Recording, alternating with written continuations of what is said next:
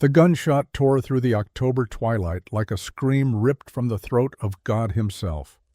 Every bird within a mile radius scattered into the darkening New Mexico sky, their panicked wings beating against the gathering dusk as the echo of that single shot rolled across the barren landscape, bouncing off distant mesas and fading into the vast emptiness that stretched in every direction from the small ranch 6 miles outside Las Cruces. Cole Hartman stood in the middle of his dusty yard, arms still raised, the smoking revolver trembling in his grip. His face was streaked with tears that cut clean paths through the grime of a long day's work, and his chest heaved with ragged breaths that had nothing to do with physical exertion and everything to do with the kind of pain that hollows a man out from the inside. He lowered the gun slowly, staring at it as though he could not quite remember picking it up, could not quite believe what he had just done. The weight of it felt wrong in his hand. It was his father's gun, passed down from a man who had used it to protect his family, to hunt for food, to build something lasting in this harsh territory. And Cole had just fired it at the sky like a madman, shouting words into the void that he was not even sure he believed would be heard. But he had shouted them anyway. "I know I ain't been to church in 3 years, Lord." His voice had cracked on those words, hoarse from disuse, from isolation, from the kind of loneliness that makes a man forget what his own voice sounds like when directed at another human being. "I know I got no right to ask, but if you're listening, if you're up there at all, send me someone, anyone. I can't do this alone no more." The silence that followed felt heavier than the sound of the shot itself. Cole's arm dropped completely to his side, the revolver hanging loose from fingers that had gone numb. He looked around his property as though seeing it for the first time, seeing it the way a stranger might see it, the way God might see it if he was looking down at all. The house was small, built from adobe and timber by his father's hands 20 years ago, when this land had been nothing but mesquite and sand and impossible dreams. It sat squat and lonely against the horizon, its windows dark, its porch empty save for a single rocking chair that had not rocked in months. The paint had long since peeled away in the relentless sun, leaving bare wood that was slowly turning silver with age and neglect. The corrals were in disrepair, fence posts tilted at odd angles, rails missing where Cole had not had the time or energy to replace them. The barn doors hung crooked on their hinges, and the whole structure leaned slightly to the west, as though trying to escape the afternoon sun that beat down on it without mercy 6 months of the year. The chicken coop stood empty. Cole had sold the last of the hens 3 weeks ago to pay for feed for the cattle. The vegetable garden his mother had once tended with such care had gone to seed, overtaken by weeds that thrived on neglect. Everything about the place screamed abandonment, whispered failure, spoke of a man who had stopped fighting and started simply surviving. And surviving, Cole had learned, was not the same as living. He turned slowly, his boots scuffing in the dust, and his eyes fell on the thing that had driven him to this moment of desperation. The letter lay on the porch steps where he had dropped it an hour ago, its pages fluttering weakly in the evening breeze. The United States Army, in its infinite bureaucratic wisdom, regretted to inform him that his brother, Lieutenant James Hartman, had been killed in action during a skirmish with Apache raiders near the Arizona border. The letter was 3 weeks old by the time it reached him, having been forwarded from post to post before finally landing at the small postal office in Las Cruces, where Sheriff Morrison had brought it out personally, his face grim with the knowledge of what it contained. James had been the last one, the last connection to family, to the life Cole had known before everything fell apart. Their mother had died 5 years ago, taken by the fever that swept through the territory in the summer of 1873, claiming dozens of lives in the space of a month. Cole remembered holding her hand as she slipped away, remembered her last words asking him to take care of his father, to keep the ranch going, to make something of the land they had all worked so hard to tame. His father had followed her 6 months later. The doctor said it was his heart, but Cole knew better. His father had died of a broken heart, of losing the woman he had loved for 30 years, of waking up every morning to an empty bed and a silent kitchen, and the crushing weight of memories that turned every corner of the house into a reminder of what he had lost. James had stayed for a year after that, helping Cole run the ranch, trying to make it work with just the two of them.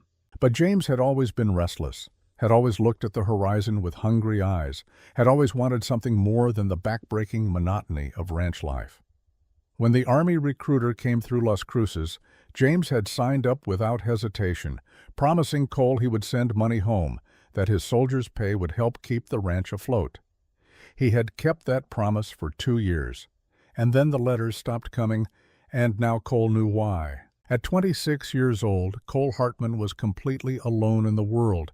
He had no siblings, no parents, no aunts or uncles or cousins that he knew of. His father had been an only child, and his mother's family had disowned her when she married a poor rancher and moved west. The few friends Cole had once had in town were married men now, with families of their own, with lives that did not include a solitary cowboy who rarely came to town and spoke even less when he did. The ranch was failing. The cattle herd had dwindled from 200 head to barely 60, lost to drought and disease and simple bad luck. The bank held a note on the property, money his father had borrowed 5 years ago to buy breeding stock that had never materialized into the profits they had hoped for. The debt stood at $800, and the deadline to pay it was 2 months away. 8 weeks to come up with money Cole did not have, could not imagine getting, could not see any way to earn. In 2 months the bank would foreclose. Fletcher Hale, the bank's representative, had made that very clear on his last visit, his voice professionally sympathetic, but his eyes cold, with the calculation of a man who had repossessed dozens of properties and would repossess dozens more. Cole would lose everything his father had built, everything his family had died for, everything that connected him to the people he had loved and lost. And he would lose it alone. That was the thought that had driven him to pick up his father's gun, to step out into the yard, to fire that shot at the uncaring sky. Not the money, not the ranch, not even the death of his brother. The loneliness, the crushing, suffocating, soul-destroying loneliness of being the last man standing, of having no one to share the burden with, no one to talk to at the end of a long day, no one to sit with in the evening silence and simply exist beside without words. Cole had not realized how much he needed another human presence until he no longer had one. He had not understood that a man could die of isolation while his body still walked and worked and went through the motions of living. But now he understood, and understanding had driven him to prayer. He was not a religious man. He had stopped going to church after his mother died, stopped believing that God paid attention to the suffering of insignificant ranchers in the middle of nowhere. But tonight, with the darkness closing in and the walls of his empty house waiting to swallow him for another sleepless night, he had decided to try one more time. If God was listening, if there was anyone listening, Cole needed them to hear. Send me someone. Anyone. He did not care if it was a wife or a friend or a drifter passing through who needed work. He did not care if it was a man or a woman, young or old, educated or simple. He just needed another human being, someone to break the terrible silence, someone to remind him that he was still alive, still capable of connection, still worth the effort of conversation. Cole walked slowly back to the porch, his legs heavy with exhaustion that had nothing to do with physical labor. He picked up the letter from the Army, folded it carefully, and tucked it into his shirt pocket. Then he sat down on the top step, the revolver resting across his knees, and watched the last light drain from the western sky. The stars came out one by one, brilliant and cold and impossibly distant. Cole stared up at them, trying to find some meaning in their patterns, some sign that his prayer had been heard, some indication that he was not completely and utterly alone in the universe. But the stars said nothing. They never did. After a long time, when the cold had seeped into his bones and his muscles had stiffened from sitting still, Cole rose and went inside. He did not light a lamp. There was no point. The darkness inside the house matched the darkness in his chest, and fighting it seemed like more effort than he could muster. He lay down on his bed fully clothed, the revolver on the table beside him, and stared at the ceiling he could not see. Tomorrow, he thought, he would get up and feed the cattle and repair the section of fence that had come down in last week's windstorm and do all the things that needed doing to keep the ranch functioning for another day. Tomorrow he would go back to surviving, to enduring, to existing in the hollow shell of the life he had once imagined for himself. But tonight, for these few dark hours, he let himself feel the full weight of his isolation. He let himself acknowledge the depth of his despair. He let himself admit that he had reached the end of what he could do alone.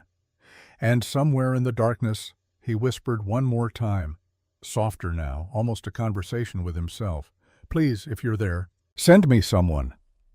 Cole did not expect an answer. He did not expect anything to change. He had learned long ago that the universe was indifferent to the wants of lonely cowboys, but he had prayed anyway, because what else was left? He closed his eyes and waited for sleep that would not come, listening to the wind outside, to the creak of the old house settling, to the sound of his own breathing in the empty room. And he did not know, could not know, that his prayer had already been heard, that the answer was already on its way, that tomorrow morning would bring a wagon and a stranger and the beginning of everything he had asked for and more than he had ever dared to hope. All he knew was the darkness and the silence and the ache in his chest that had become so familiar he no longer remembered what it felt like to live without it. The night stretched on, long and cold and merciless, as it always did. And Cole Hartman lay in his empty house, waiting for morning, waiting for nothing, waiting for a miracle he did not believe would come. But it was coming anyway. The sound of wagon wheels on hard-packed earth pulled Cole from the shallow sleep he had finally fallen into some time before dawn. He sat up with a start, disoriented, still wearing yesterday's clothes, his mouth dry and his head thick with the residue of exhaustion and grief. For a moment he could not place the sound, could not understand why anyone would be approaching his ranch at this hour. The sun had barely cleared the horizon, painting the eastern sky in shades of orange and pink that seemed almost offensive in their beauty. Then he heard a voice calling his name, urgent and familiar. "Cole? Cole Hartman. You here, son?" Tom Fisher. Cole swung his legs off the bed, his boots hitting the floor with a thud, and stood to quickly. The room tilted briefly before steadying, and he grabbed his hat from the bedpost and jammed it on his head as he strode toward the front door. Tom Fisher drove freight between Las Cruces and Silver City, making the run twice a month with supplies and mail and news from the wider world.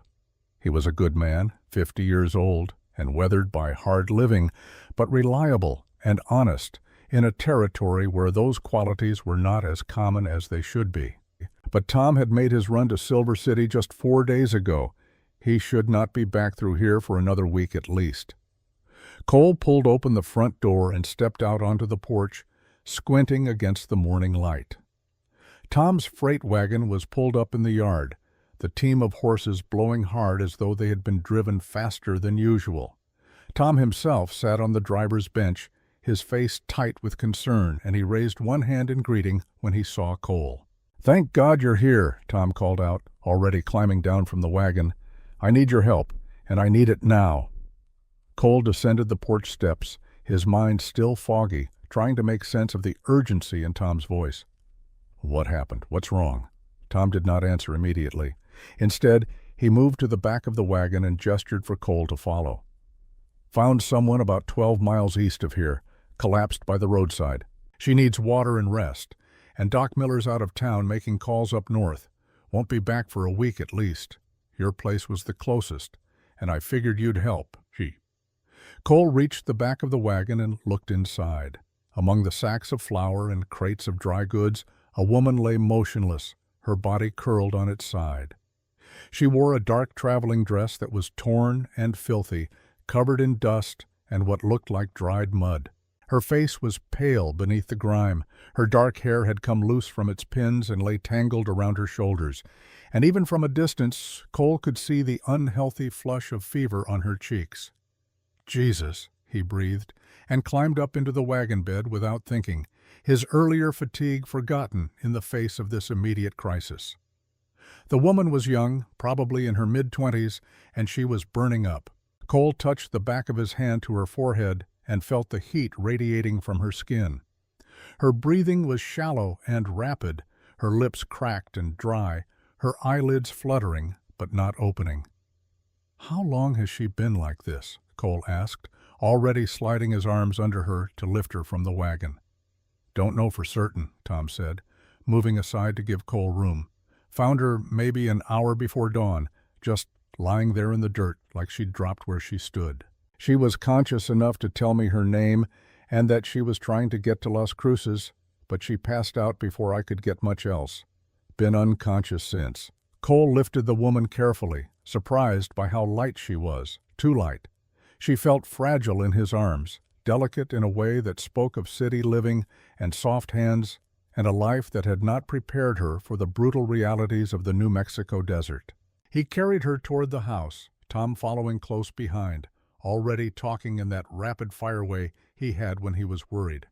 "Damn fool stagecoach driver left her behind at the way station east of here. Said she got sick during the ride, and he couldn't wait around for her to recover. Just left her there, told her to rest, and catch the next stage through. But there ain't another stage for 3 days, and the way station keeper don't have the facilities to care for someone this sick. So she tried to walk. Can you believe that? Tried to walk to Las Cruces in this heat, sick as a dog, probably didn't have near enough water." Cole pushed through his front door, carrying the woman straight to his bedroom. It was the only bed in the house, and he did not hesitate to lay her on it, pulling back the quilt his mother had made years ago. The woman's head rolled to the side as he settled her on the mattress, and a small sound escaped her lips, something between a moan and a sigh. "She needs water," Cole said, his mind already cataloging what needed to be done. "Cool cloths for the fever. We need to get her temperature down before we do anything else." Tom was already moving toward the kitchen, where Cole kept a bucket of fresh water drawn from the well that morning. "What's her name?" Cole called after him. "Did she tell you?" "Sophia," Tom called back. "Sophia Brennan. Said she's from Boston originally, heading to Las Cruces to take a teaching position. Had a letter with her from the school board, all official looking, but I don't think she's going to make that appointment if we don't get this fever under control." Cole pulled off his hat and tossed it onto the chair in the corner, then knelt beside the bed to unlace the woman's boots. They were city boots, fine leather, but completely inappropriate for desert travel, and they came off easily to reveal stockings that were torn and feet that looked blistered and raw. He winced, seeing the damage, and pulled the quilt up to cover her legs. Tom returned with a dripping cloth, and Cole took it gratefully, folding it into a compress and laying it gently across Sophia's forehead. Her skin was so hot that the cloth warmed almost immediately, and he had to dip it in the water basin Tom had brought and wring it out again. "I'd stay and help," Tom said, hovering in the doorway, "but I've got a schedule to keep. Supplies that need to get to Silver City by tomorrow evening. You can handle this, right? Keep her cool, get fluids in her when she's conscious enough to drink?" Cole nodded without looking up from Sophia's face, watching for any sign that she was waking. "I can handle it. You go on. I'll take care of her." Tom lingered for another moment, then seemed to make a decision. "I'll stop back through in 3 days on my return run. See how she's doing. If she's well enough to travel by then, I can take her into Las Cruces, get her to that teaching position if it's still waiting." 3 days, Cole repeated. "I'll have her on her feet by then." It was a promise he had no business making, but it seemed to satisfy Tom. The older man clapped Cole on the shoulder once, hard enough to convey both gratitude and confidence, then turned and headed back out to his wagon. Cole heard the creak of the driver's bench as Tom climbed aboard, the jingle of harness as the team was turned around, and then the gradually fading sound of wheels on dirt as the freight wagon headed back toward the main road. And then there was silence again. But this time, the silence felt different. This time, Cole was not alone. He sat back on his heels, studying the woman in his bed. Sophia Brennan. From Boston. A school teacher, or at least a woman hoping to be one. He tried to imagine what circumstances would drive someone from the civilized comforts of a city like Boston to the harsh frontier of New Mexico territory. What desperation or hope or running away would motivate such a journey? But whatever her reasons, they did not matter right now. What mattered was keeping her alive. Cole set to work with the methodical efficiency of a man who had nursed sick cattle and injured horses, and once, memorably, his own father through a bout of pneumonia that had nearly killed him. He changed the compress on her forehead every few minutes, keeping the cloth cool, watching the fever with the attention of someone who understood how quickly these things could turn from serious to deadly. He dampened a clean cloth and used it to wipe the worst of the grime from her face, gentle around her eyes and mouth, trying not to disturb her too much but needing to clean her up enough to assess her condition properly. Beneath the dirt, her features were delicate and fine-boned, the kind of face that belonged in a fancy portrait rather than collapsed unconscious in a rough cowboy's bed. Hours passed. The sun climbed higher, and the room grew warm despite Cole's efforts to keep the curtains drawn. He opened the window to let in what little breeze there was and returned to his vigil beside the bed, checking Sophia's temperature, wetting her lips with water from a dampened cloth when he thought she might be able to take it, talking to her softly, even though he was not sure she could hear. "You picked a hell of a time to come to New Mexico, Miss Brennan," he said, his voice low and conversational, the way he might talk to a skittish horse. "October's usually pretty decent, but we had a late hot spell this year. Probably felt like you were walking through hell itself out there in the sun. Lucky Tom found you when he did. Another few hours and, well, I don't like to think about what might have happened." He paused, wringing out the cloth again, laying it across her forehead with careful precision. "I'm not much of a host, I'm afraid. House is a mess. Haven't had company in, must be close to 2 years now. Last person who sat at my table was my brother James, and he's been gone to the Army since then. Well, he was in the Army. He's gone now, too." Cole swallowed hard, surprised by the sudden thickness in his throat. He had not said those words out loud yet, had not made James's death real by speaking it into the air. "Anyway," he continued, needing to fill the silence, needing to hear a human voice even if it was only his own, "you just rest easy, Miss Brennan. You're safe here. I'll take care of you until you're well enough to get to that teaching job. And if the school board won't hold the position for you, well, we'll figure something else out. There's always need for educated folks out here, always children who need learning." He talked until his voice went hoarse, until he ran out of things to say, until the words became just sounds meant to fill the empty spaces. And through it all, Sophia Brennan lay still and silent, her chest rising and falling with shallow breaths, her fever holding steady but not breaking, hovering in that dangerous territory between sick and critical. As afternoon faded into evening, Cole finally allowed himself to leave her side long enough to tend to the cattle and do the basic chores that could not wait. He fed the stock, checked the water troughs, repaired the section of fence he had been putting off for days. But he worked quickly, efficiently, his mind half on the tasks at hand and half on the woman lying in his bed, and he hurried back to the house as soon as he was done. Darkness had fallen by the time he returned. He lit a lamp and carried it into the bedroom, setting it on the table where its warm glow pushed back the shadows. Sophia had not moved, had not woken, and for a moment Cole felt a spike of fear that she never would.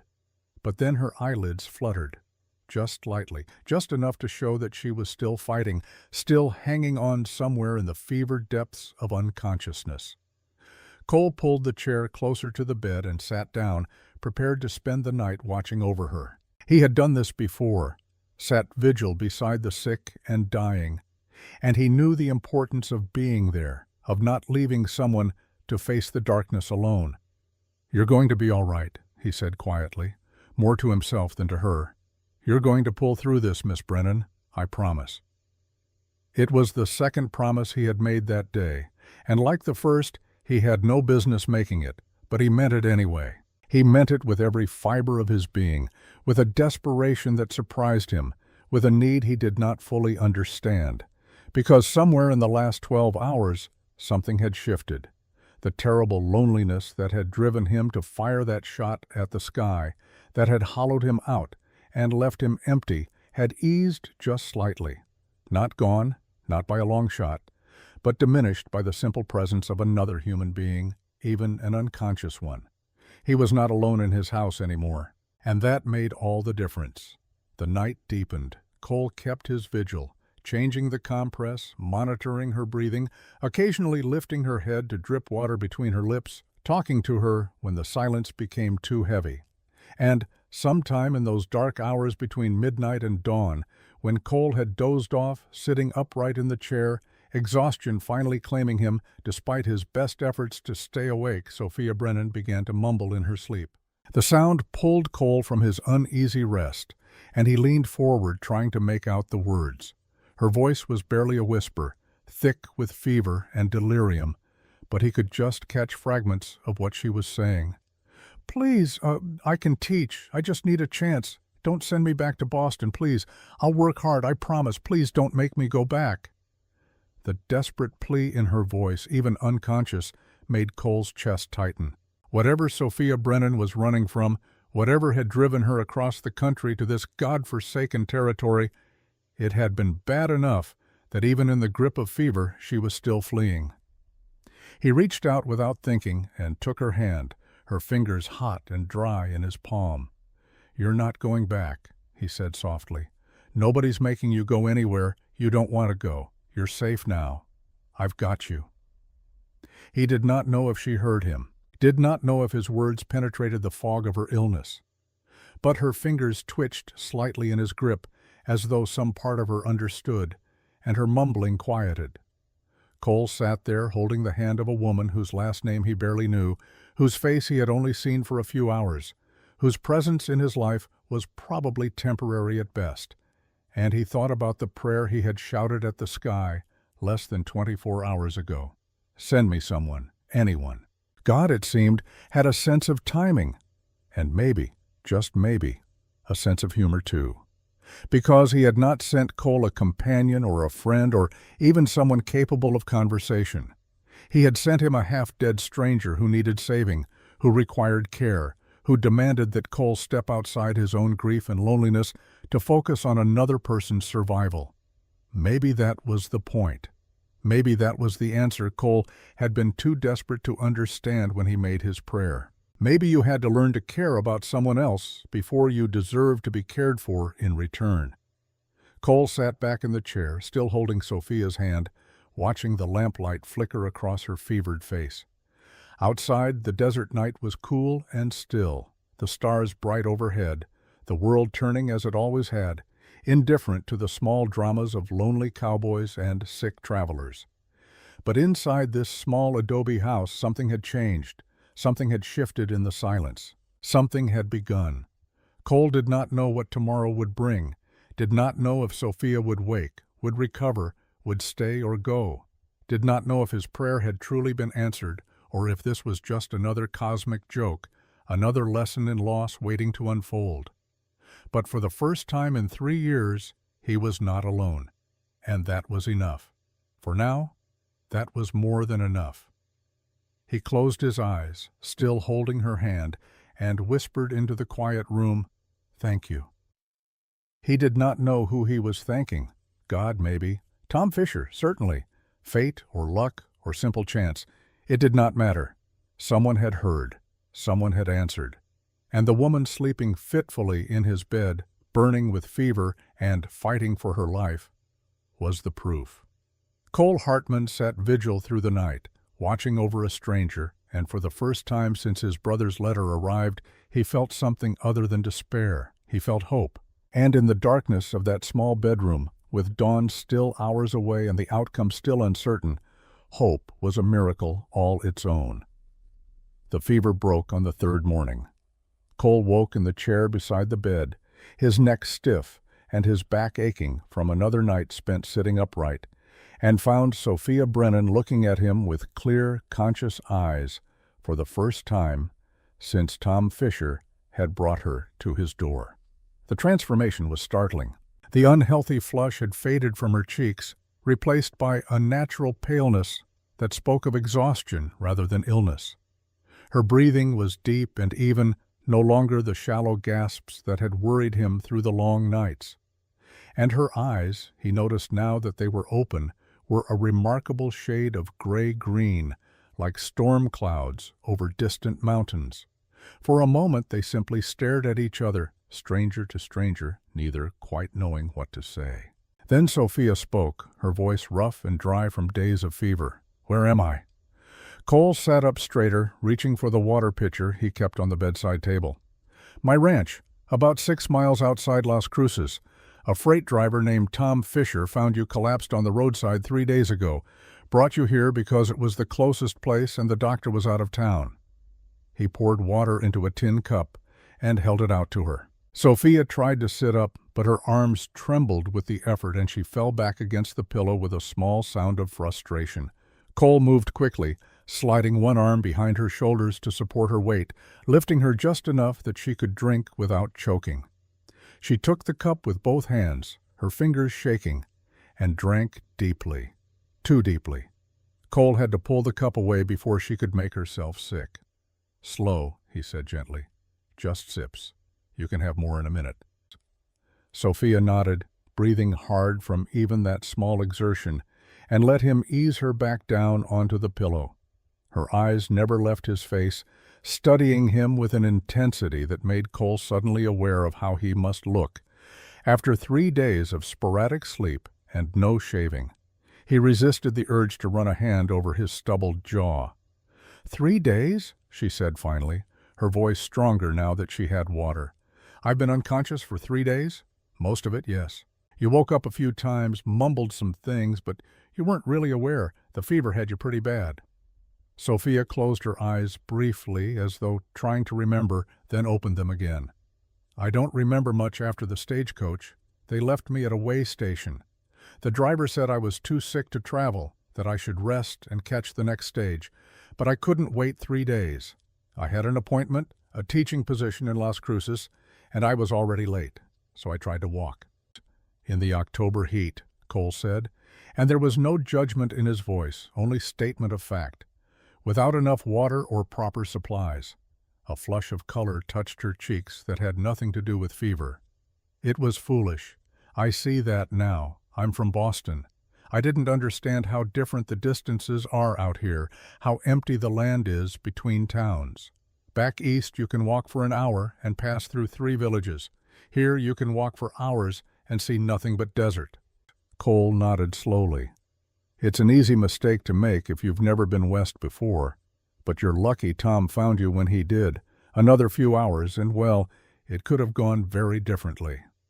Sophia was quiet for a moment, her eyes moving around the room, taking in the simple furnishings, the sparse decoration, the masculine practicality of everything. Then her gaze came back to him, searching his face. "You took care of me, a complete stranger. Why?" The question surprised him. "What else would I have done? Left you to die? Some men would have. Some men would have sent me on to town with Tom Fisher. Let me be someone else's problem." Cole shook his head. "That's not how we do things out here. Or at least, that's not how my parents raised me to do things. Someone needs help. You help them. It's that simple." Sophia's eyes glistened suddenly with tears she seemed determined not to shed. "I'm very grateful. And I'm very sorry for the trouble I've caused you." "No trouble," Cole said, and was surprised to find he meant it.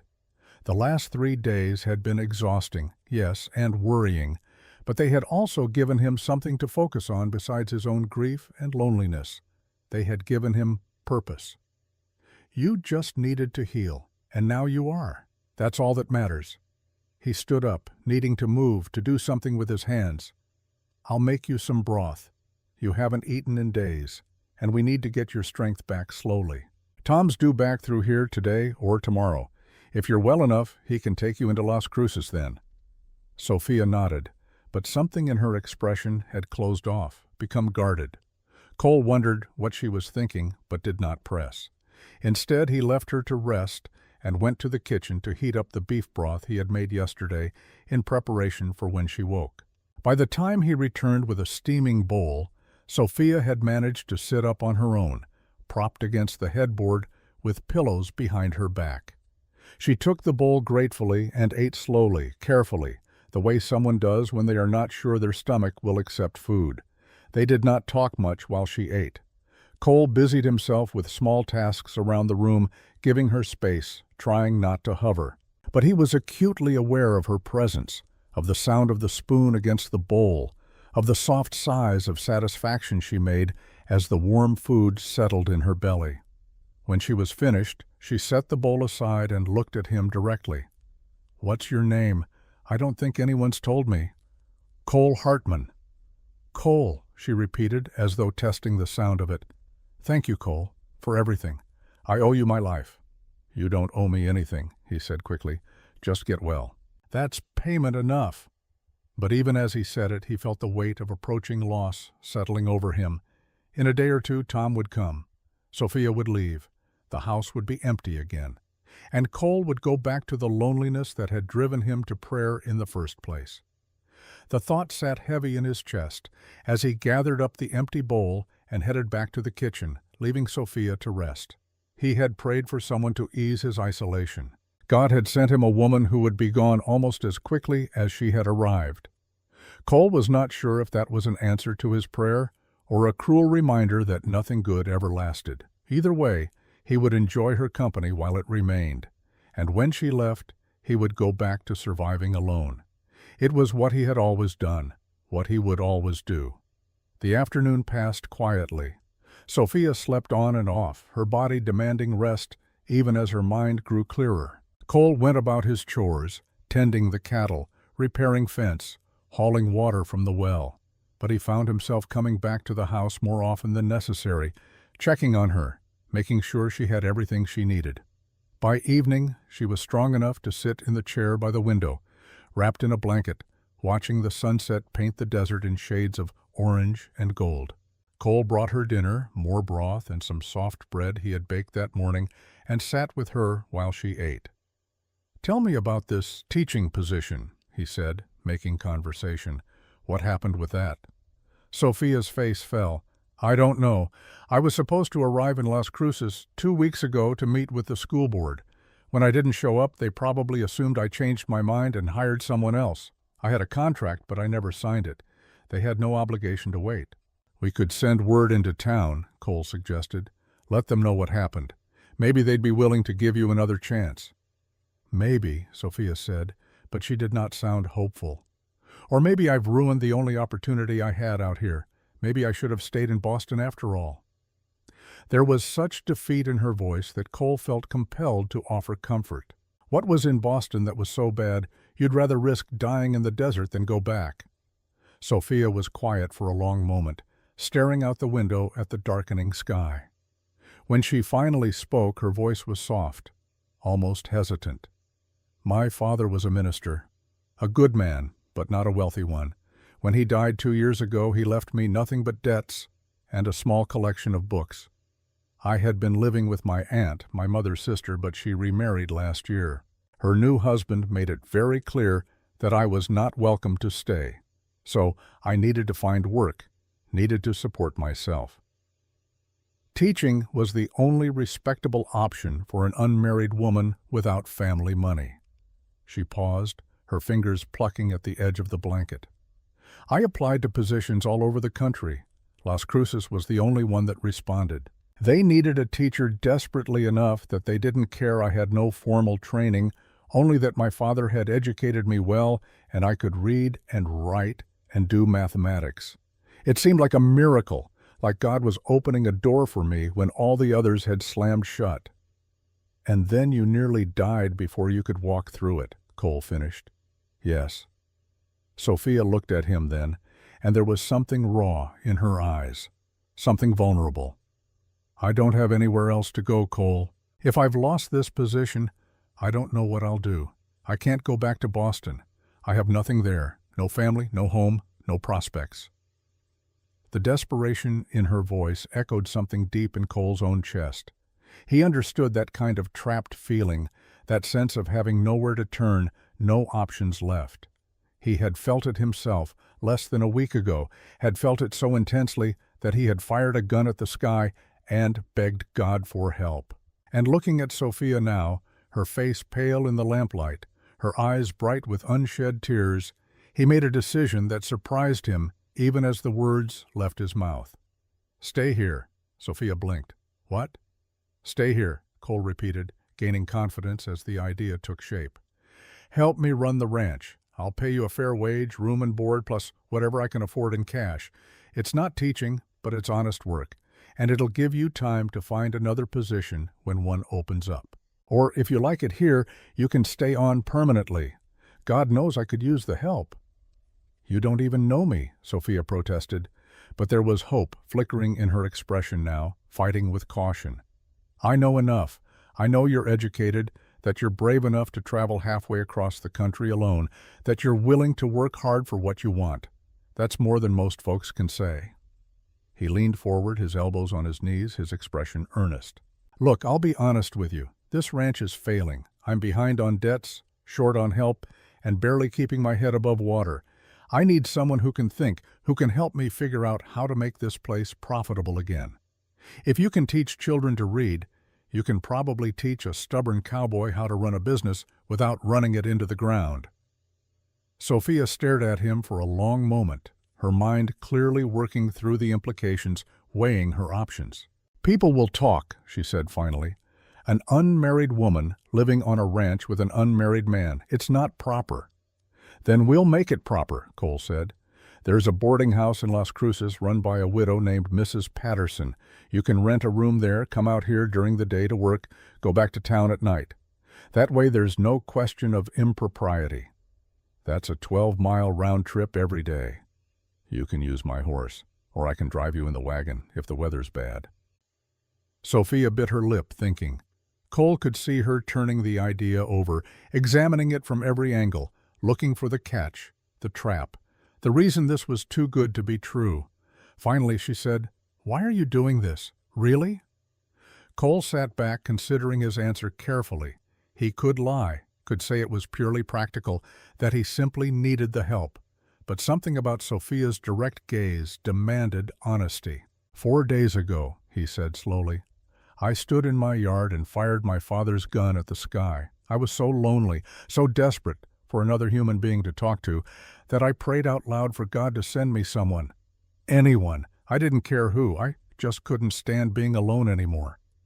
He met her eyes, saw them widen slightly as she understood. "The next morning, Tom Fisher brought you here. Maybe that's a coincidence. Maybe it's not. But either way, these past 3 days, taking care of you, having another person in this house, even if you were unconscious most of the time, it's reminded me that I'm still alive, still capable of caring about something besides my own misery." Cole's voice dropped lower, became almost a confession. "So yes, I need help with the ranch. But more than that, I need to not be alone anymore. And if you're willing to stay, even just for a little while, I'd be grateful for the company." The silence that followed was heavy with meaning. Sophia looked down at her hands, at the blanket wrapped around her shoulders, at anything but Cole's face. When she finally spoke, her voice was barely above a whisper. "I prayed too. When I was walking through that desert, when I realized I had made a terrible mistake and was probably going to die out there, I prayed that someone would find me, that I would get another chance at life. And then Tom came." She raised her eyes to his, and there were tears on her cheeks now, but she was smiling through them. "So maybe it wasn't a coincidence. Maybe we both needed to be saved, and maybe we're meant to help each other." "Maybe," Cole agreed, his own throat tight with emotion he could not quite name. "I'll stay," Sophia said. "I'll help you save your ranch, and in return, you'll give me a place to belong until I figure out what comes next." "Deal," Cole said, and held out his hand. Sophia took it, her grip surprisingly firm for someone who had been at death's door 3 days ago.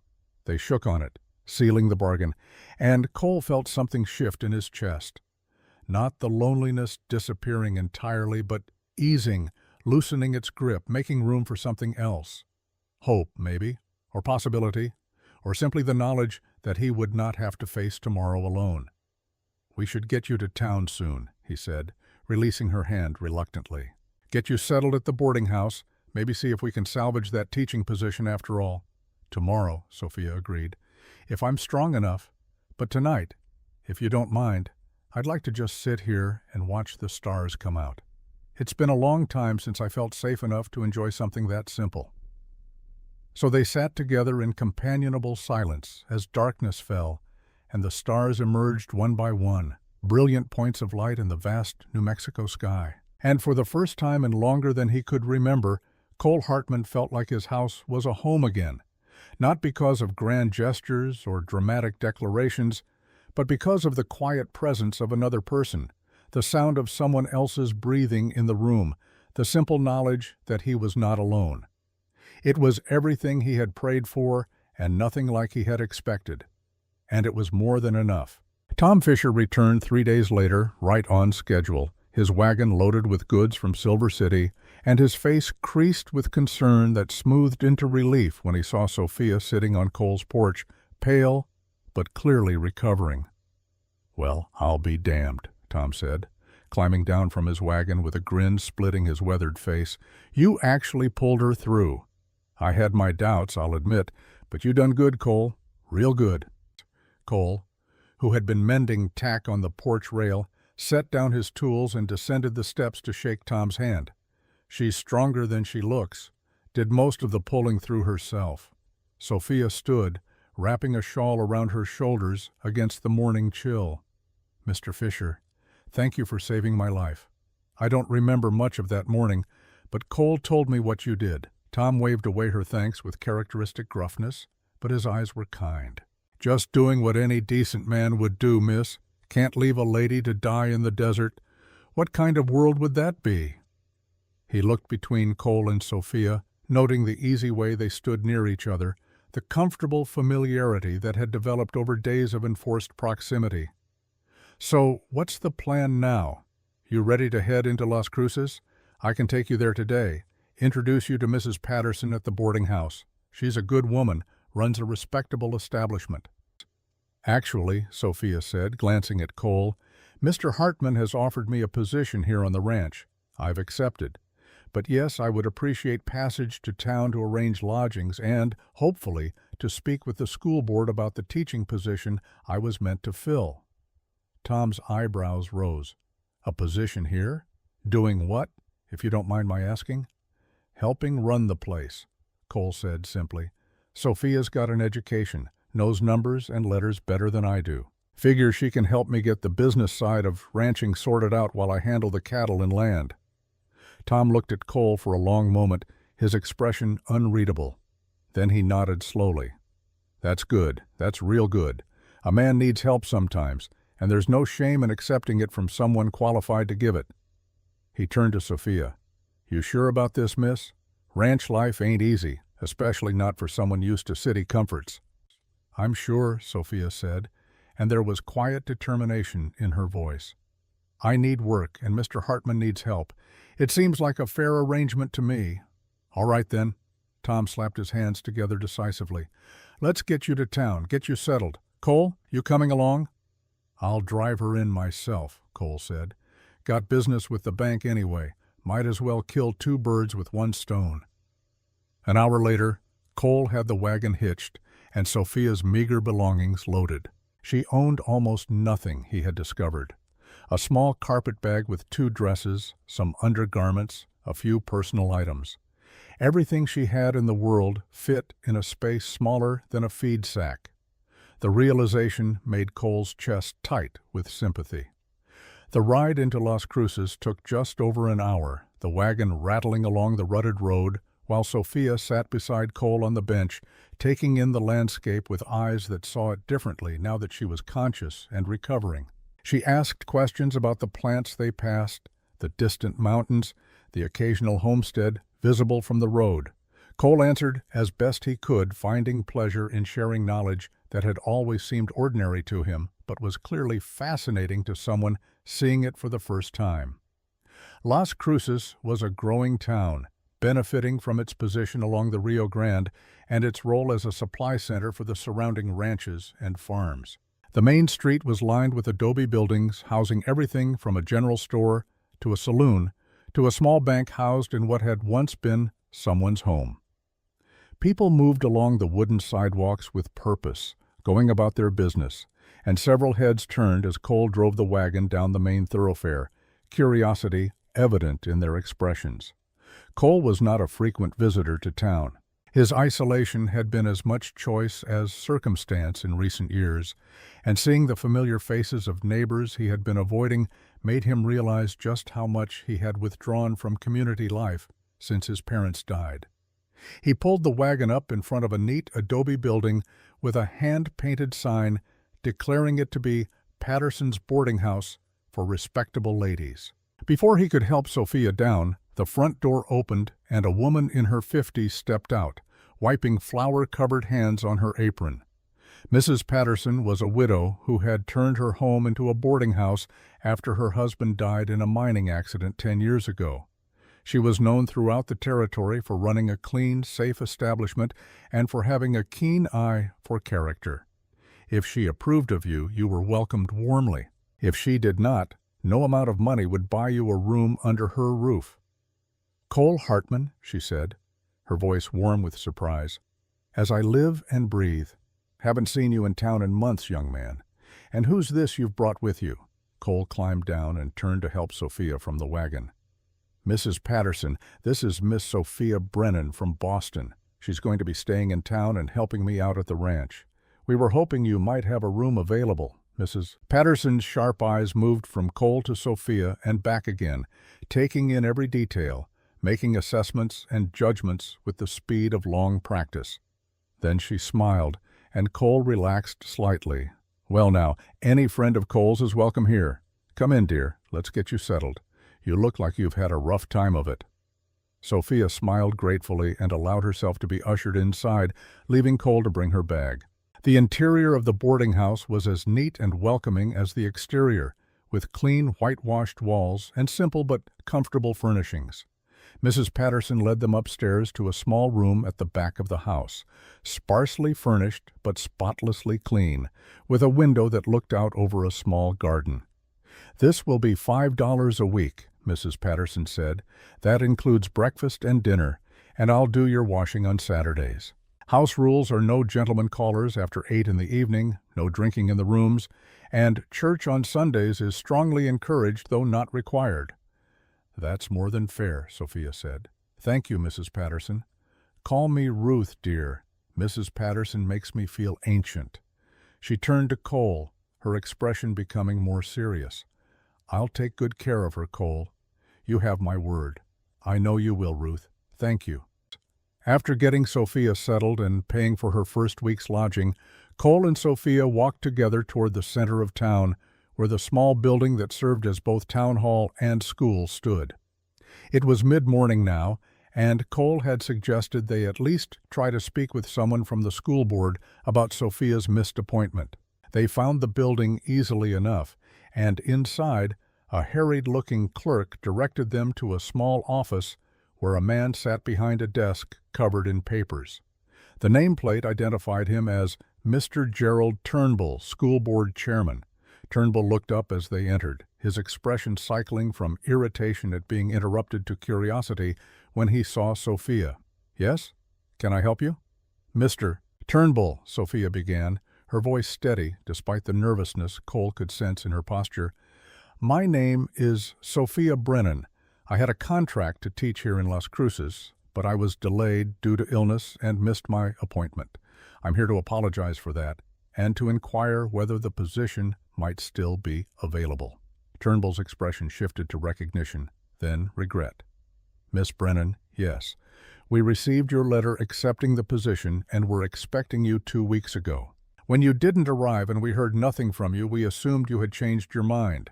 We hired someone else 3 days ago. I'm very sorry, but the position has been filled." Sophia's shoulders sagged slightly, but she maintained her composure. "I understand. Thank you for your time." They turned to leave, but Turnbull called after them. "Miss Brennan, if you're still interested in teaching, you might check with Reverend Cross at the church. He's been trying to organize a Sunday school program and looking for someone educated enough to lead it.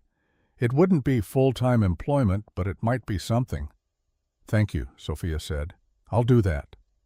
Outside, Cole could see the disappointment in her face despite her efforts to hide it. I'm sorry, he said. That's rotten luck. It's my own fault for not sending word ahead when I was delayed. Sophia took a breath, squared her shoulders. But it's all right. I have the position with you, and that's enough for now. Maybe this Sunday school opportunity will work out. We can go see the Reverend now if you like, Cole offered. Church is just down the street. They walked together toward the small adobe church that served Las Cruces and the surrounding area, its simple wooden cross visible above the door. As they approached, a man emerged from the building, dressed in the dark suit and white collar of a minister. He was perhaps in his late 40s, with kind eyes and an air of patient authority. He stopped when he saw them, his gaze moving from Cole to Sophia with interest. Cole Hartman, it's been a long time since I've seen you at services. Reverend Cross, Cole acknowledged, feeling the familiar guilt of the lapsed churchgoer. I know. I've been, busy isn't really an excuse, is it? The Lord welcomes back the lost sheep whenever they choose to return, son. No judgment here. Reverend Cross turned his attention to Sophia. And who might this be? Before Cole could make introductions, something strange happened. The Reverend's expression changed from polite interest to genuine surprise, then to something that looked almost like recognition. Sophia, he said, taking a step closer. Sophia Brennan? Good Lord, is it really you? Sophia stared at him blankly. I'm sorry, have we met? You wouldn't remember me, the Reverend said, his voice warm with remembered affection. I knew your father, Reverend Thomas Brennan of Boston. We studied together at seminary 20 years ago. You were just a little girl then, maybe 4 or 5 years old. Your father brought you to visit our classes a few times. You used to sit in the corner drawing pictures while we debated theology. Sophia's hand went to her mouth, her eyes wide. You knew my father? I did. He was a good man, one of the finest ministers I ever had the privilege of knowing. When I heard of his passing 2 years ago, I grieved deeply. I'm so sorry for your loss. Thank you, Sophia said, her voice thick with emotion. I had no idea you were here. Father never mentioned it in his letters. We lost touch after seminary, Reverend Cross admitted. I came west to bring God's word to the frontier, and your father stayed east to serve his congregation. But I never forgot him. He looked at Sophia with genuine concern. What brings you to Las Cruces? Are you in some kind of trouble? And so Sophia explained again, with Cole adding details about how she had nearly died in the desert and how he had taken her in. Reverend Cross listened with growing concern, his expression darkening when he heard about her missed teaching appointment. This is unacceptable, he said when they finished. You're the daughter of a dear friend, alone in a strange territory with no family to protect you. I cannot allow you to simply fend for yourself. I'm not fending for myself, Sophia said quickly. Cole has offered me work on his ranch, and I've taken a room at Mrs. Patterson's boarding house. Reverend Cross looked at Cole, really looked at him, and Cole saw the man's mind working through the implications. You're living alone on your ranch, are you not? And Miss Brennan would be working there during the day? That's right, Cole said, sensing where this was going and already preparing his defense. But she'd be staying in town at night, everything proper and above board. I'm sure your intentions are honorable, Cole, the Reverend said carefully, but you must understand how this appears. An unmarried woman, alone with an unmarried man, day after day. People will talk. They'll assume the worst, regardless of the truth. Miss Brennan's reputation will be destroyed before she's even had a chance to establish herself in this community. Cole felt his jaw tighten. So what do you suggest? That she go back to Boston, where she has nothing? That she try to find work elsewhere with no money and no references? She needs this job, Reverend, and I need her help. Why should either of us suffer because of what small-minded people might think? I'm not saying you should abandon the arrangement entirely, Reverend Cross said, holding up his hands in a placating gesture. I'm saying we need to make it respectable. Sophia, I want you to come stay with my wife and me. We have a spare room, and Margaret would be delighted to have another woman in the house. You can work for Cole during the day and return to the parsonage at night. I'll also offer you the position of leading our Sunday school program. Between that and your ranch work, you should have enough income to support yourself comfortably." He turned to Cole. "And you, young man, will come to church every Sunday without fail. Let the community see that you're a God-fearing man who treats Miss Brennan with respect and propriety. That will go a long way toward silencing any gossip." Cole wanted to argue, wanted to tell the Reverend that he did not care what people thought, that his ranch and his business were his own concern, but he saw the wisdom in what Cross was saying, and, more importantly, he saw the look on Sophia's face, the relief at having someone from her father's past take an interest in her welfare, the gratitude for protection she had not known she would need. "All right," Cole said finally. "Every Sunday. I'll be there." "Good." Reverend Cross smiled, some of the tension leaving his shoulders. "Sophia, why don't you come with me now? I'll introduce you to Margaret, show you your room.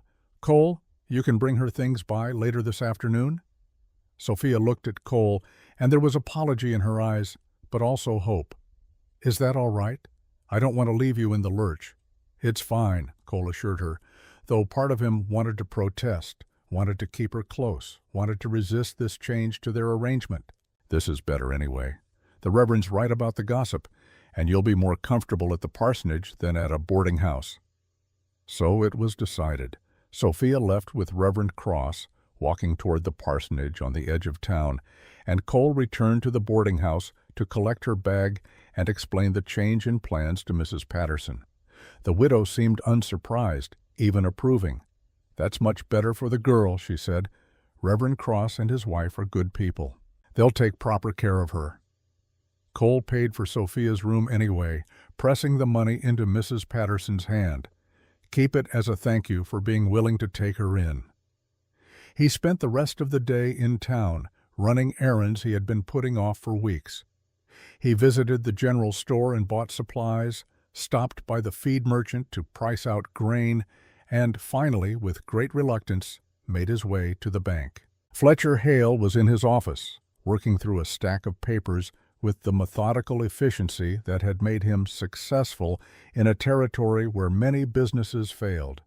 He looked up when Cole entered, his expression professionally neutral. "Mr. Hartman, I've been expecting you." "I know I'm behind on the payment," Cole said, getting straight to the point. "I'm working on it. I just need more time." Hale leaned back in his chair, steepling his fingers. "Cole, we've had this conversation before. The bank has been more than patient. But patience has limits, and I'm afraid we're approaching ours. You have 6 weeks left.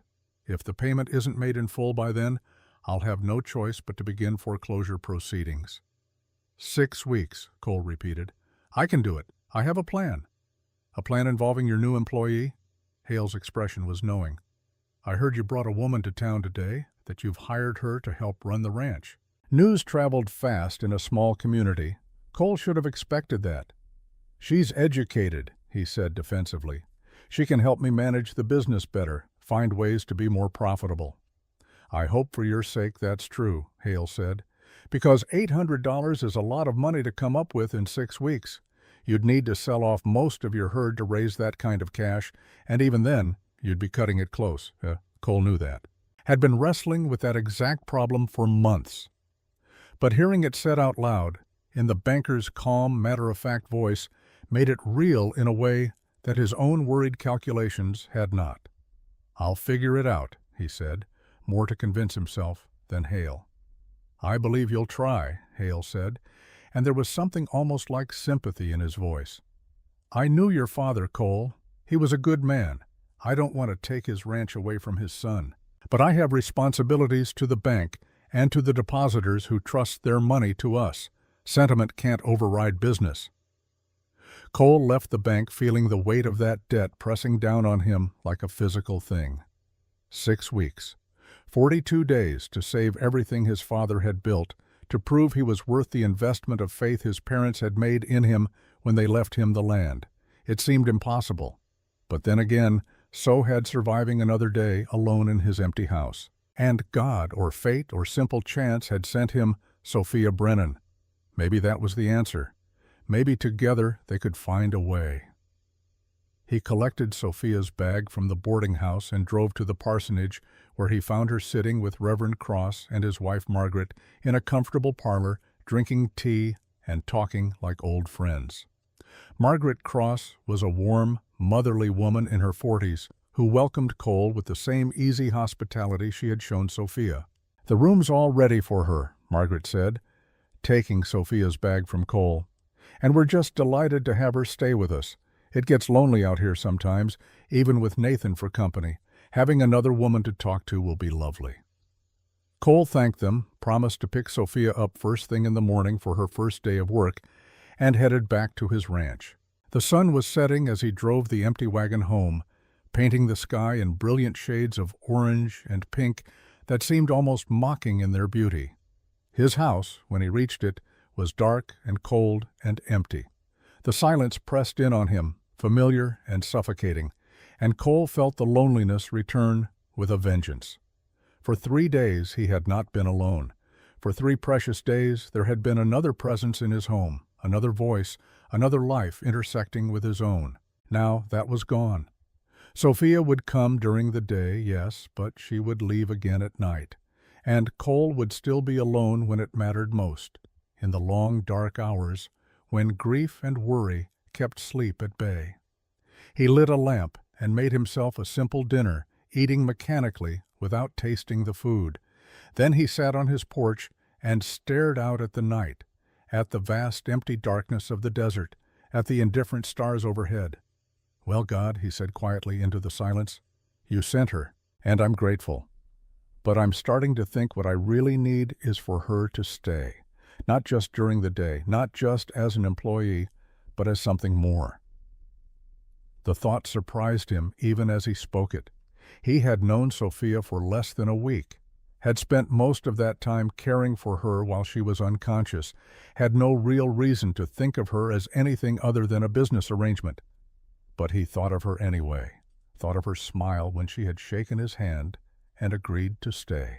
Thought of the way she listened when he talked, really listened, as though his words mattered. Thought of how his house had felt like a home again with her in it. And he thought about the 6 weeks he had left to save his ranch, about how impossible that task seemed, about how much easier it might be with a partner, a real partner, not just an employee. Cole went to bed that night with a plan forming in his mind. A crazy, impossible, probably foolish plan, but it was a plan nonetheless. Tomorrow he would start teaching Sophia about the ranch, and he would start learning whether what he felt growing in his chest was gratitude, loneliness, or something more dangerous. Something that felt suspiciously like hope for a future he had thought was lost forever. The sun had not yet cleared the eastern horizon when Cole arrived at the parsonage to collect Sophia for her first day of work. He had been awake since before dawn, unable to sleep for the nervous energy coursing through him, and had spent the extra time making sure the house was presentable, that there was fresh coffee made, that everything looked as professional and businesslike as a failing cattle ranch could look. Reverend Cross answered his knock, already dressed despite the early hour, his expression knowing in a way that made Cole feel like a schoolboy caught in some minor mischief. "She'll be right down," the Reverend said, stepping aside to let Cole into the small entryway. "Margaret made breakfast for her. We wanted to make sure she had a good meal before a long day's work." "That's kind of you both," Cole said, holding his hat in his hands, feeling awkward and out of place in the tidy parsonage with its religious texts lining the shelves and its air of peaceful domesticity. "Cole," Reverend Cross said, his voice dropping to a more serious tone, "I want you to know that I meant what I said yesterday. Sophia is under my protection now, as the daughter of an old friend. I trust you to treat her with respect and honor, but I'll be watching, as will this community, any hint of impropriety, any suggestion that you're taking advantage of her vulnerable position, and there will be consequences. Do we understand each other?" Cole met the Reverend's eyes squarely. "I'd never hurt her, Reverend. You have my word on that." "I believe you mean that," Cross said. "But meaning well and doing well aren't always the same thing. Just remember that she has people looking out for her now. She's not alone anymore." Before Cole could respond, Sophia appeared at the top of the stairs, and whatever words he had been forming died in his throat. She had changed from the travel-worn dress she had arrived in to a simpler work dress in dark blue, her hair pulled back in a practical braid, and she looked fresh and rested and ready for whatever the day might bring. "Good morning," she said, descending the stairs with a smile that made Cole's chest feel tight. "I hope I haven't kept you waiting." "Not at all," Cole managed. "You ready for your first day?" "As ready as I'll ever be for something I've never done before." She turned to Reverend Cross. "Thank you again for everything, Reverend. Please tell Margaret the breakfast was wonderful." The drive back to the ranch was quiet at first, both of them seeming uncertain how to navigate this new dynamic. They were employer and employee now, business partners of a sort. And the easy companionship that had developed while Sophia was recovering seemed to have reset into something more formal, more cautious. Finally, as they turned onto the rutted track that led to Cole's property, Sophia broke the silence. "So what exactly will I be doing? You mentioned helping with the business side of things, but I'm not entirely sure what that means in practical terms." Cole had been thinking about this very question for most of the sleepless night. "Well, for starters, I need you to look at my books. And I use that term loosely because what I have is mostly scraps of paper with numbers scribbled on them and a vague idea of what I owe versus what I'm owed. I need to know exactly where I stand financially, what my assets are, what my debts are, and what my options might be for increasing profit." He paused, then decided honesty was the best approach. "I'm 6 weeks away from losing this ranch, Sophia. The bank holds a note for $800 that comes due in 42 days. If I can't pay it, Fletcher Hale will foreclose, and everything my father built will belong to someone else. So what I really need from you is help figuring out how to save my home." Sophia was quiet for a long moment, absorbing this information. When she spoke, her voice was thoughtful rather than alarmed. $800 in 6 weeks. That's a significant amount of money to raise in a short time. What assets do you have that could be liquidated? The cattle, mainly. I've got about 60 head right now. Market price is running around $15 per head for good stock. Maybe 12 for the less desirable animals. So if I sold the entire herd, I could raise maybe $850.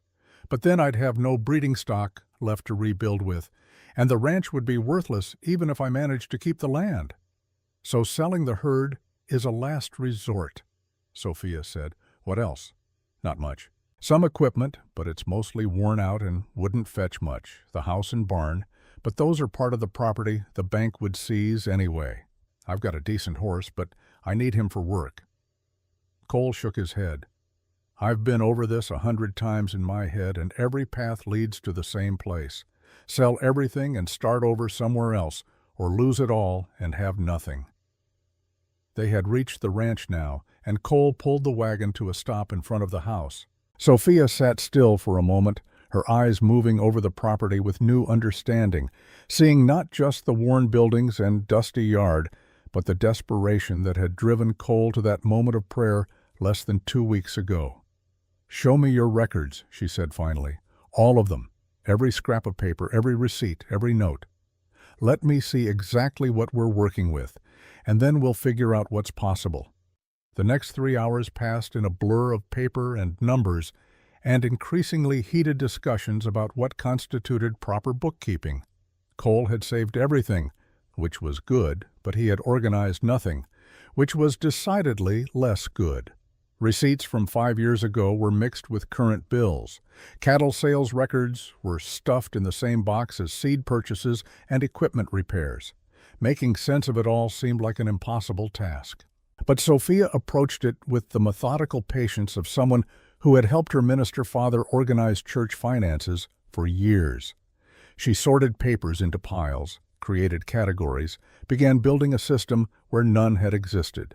And as she worked, she asked questions, hundreds of questions, about everything from breeding cycles to water rights to the cost of winter feed. By noon, Cole's small kitchen table was covered in neat stacks of paper, and Sophia had filled several pages of a notebook with figures and calculations. She sat back, rubbing her eyes, and looked at Cole with an expression that was equal parts concern and determination. "All right," she said. "I have good news and bad news. Which do you want first?" "Bad news," Cole said without hesitation. "Always get the worst over with." "The bad news is that your financial situation is even more precarious than you thought. You're not just behind on the banknote. You owe money to the feed merchant, the blacksmith, and at least 3 different suppliers in Las Cruces. If all of those debts were called in at once, you'd be looking at closer to $1,000 owed, not $800. Cole felt his stomach drop. $1,000. Jesus, I didn't realize it had gotten that bad. "The good news," Sophia continued quickly, seeing his distress, "is that those other debts aren't due immediately. Most of them have been running on credit for months or even years, and the merchants seem willing to continue extending that credit as long as you make occasional partial payments. So we can ignore them for now and focus entirely on the banknote." "That's good news?" "Relatively speaking, yes." Sophia leaned forward, her finger tracing down a column of numbers. "But here's the really interesting part. I've been going through your cattle sales for the past 3 years, and Cole, you've been drastically underselling your stock." Cole frowned. "What do you mean?" "I mean, you've been accepting whatever price buyers offer without negotiating. Look at this." She pushed a ledger across the table. "Last spring you sold 20 head to a buyer from Silver City for $12 each. But the market rate at that time, according to the newspaper reports I found stuffed in with your receipts, was $16 per head in Silver City. You left $80 on the table in that single transaction." "I didn't know," Cole said, feeling foolish. "The buyer said 12 was fair, and I believed him." "And here," Sophia continued, warming to her subject, "you're buying feed at premium prices because you're ordering small quantities as you need them instead of buying in bulk at the beginning of the season. If you'd purchased 6 months of feed in April instead of buying month to month, you would have saved nearly $40. She flipped to another page. "And you're not taking advantage of the railroad contracts. The Southern Pacific is laying new track through the territory, and they're buying beef to feed their work crews. The rates they're paying are higher than market because they need guaranteed supply, and they're willing to pay for convenience. But you've never approached them." Cole listened as Sophia systematically identified a dozen different ways he had been losing money through ignorance, through isolation, through simply not knowing how to run a ranch as a business rather than just as a way of life. Each revelation was simultaneously humiliating and hopeful. Humiliating because it showed how badly he had been managing things. Hopeful because it meant there were solutions he had never considered. "So what do we do?" he asked when she finally paused for breath. Sophia's eyes were bright with the kind of intellectual excitement that came from solving a complex problem. "We don't sell your entire herd. We sell selectively. We take your best cattle, the ones most likely to fetch premium prices, and we drive them to Silver City ourselves instead of waiting for buyers to come to us. Silver City has a proper livestock market where cattle are auctioned competitively. You'll get fair value there, maybe even better than fair if we time it right." "That's 60 miles from here," Cole said, "through some rough country. Can it be done?" "Yeah, it can be done. Cattle drives happen all the time, but it's hard work and it's risky. We could lose animals along the way, run into trouble with weather or terrain or bandits, and it's just me, one man trying to move 30 head of cattle across 60 miles of open territory." Sophia met his eyes steadily. "It's not just you anymore. I'll go with you." Cole almost laughed. "Sophia, you nearly died walking 15 miles through the desert. A cattle drive is exponentially harder. Long days in the saddle, sleeping on the ground, managing unpredictable animals through difficult terrain. It's not something a city woman with no ranching experience can just decide to do." "Then teach me," Sophia said, her jaw set in a way that Cole was beginning to recognize as her stubborn look. "You have 6 weeks before that note comes due. Use the first 2 weeks to teach me what I need to know. Then we'll make the drive together. I can help with the cattle, handle the financial negotiations in Silver City, make sure you get fair prices and proper documentation for everything. It's too dangerous, Cole protested. Living is dangerous, Sophia shot back. Walking through the desert was dangerous. Coming west alone with no prospects was dangerous. I've survived this long by being willing to take calculated risks. This is just another one. Cole wanted to argue further, wanted to protect her from the harsh realities of what she was proposing. But looking at her now, seeing the determination in her face, the intelligence in her eyes, the absolute refusal to be treated as fragile or incapable, he found his objections dying before he could voice them. "All right," he said finally. "But we do this my way. I teach you everything you need to know, and if at any point I think you're not ready, we postpone the drive or I go alone. Agreed?" "Agreed," Sophia said and held out her hand. They shook on it, and Cole felt that same shift he had felt before, that sense of possibility opening up where there had only been despair. With Sophia's help, maybe, just maybe, he could save his ranch after all. The next 2 weeks were a whirlwind of activity unlike anything Cole had experienced since his father's death. Every morning he collected Sophia from the parsonage before dawn, and every evening he returned her well after sunset, both of them exhausted but energized by the work they were accomplishing. Cole taught Sophia to ride, starting with his gentlest horse and progressing to more spirited animals as her confidence grew. She had a natural seat and good instincts, though she lacked the unconscious ease that came from a lifetime in the saddle. They practiced roping and branding and the dozens of small skills that went into managing cattle. Sophia approached each lesson with the same methodical determination she had shown with the account books, asking questions, taking notes, practicing until she got it right. And in between the physical lessons they planned.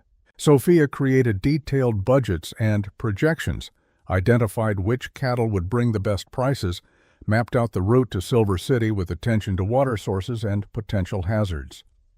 She wrote letters to the livestock auction house in Silver City announcing their intention to sell, ensuring they would arrive when buyers were plentiful.